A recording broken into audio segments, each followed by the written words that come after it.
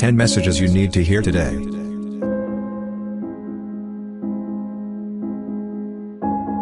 If you don't separate yourself from your distractions will separate you from your goals and the life you want. You don't have to prove anything to anyone, ever. Make your moves. Keep your focus. Wasted time is worse than wasted money. Who you invest your time with matters. Winners are not people who never fail. They are people that never quit.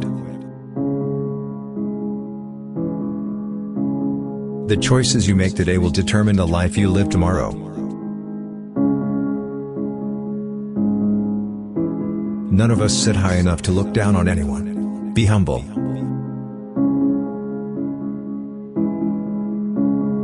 If you combine patience with a strong work ethic, you have a recipe for unstoppable success.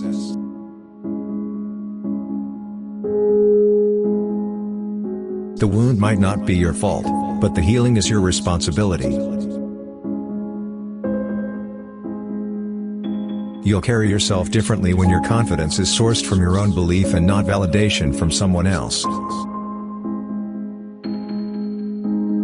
You can't build up your life when you are surrounded by people who try to tear it down.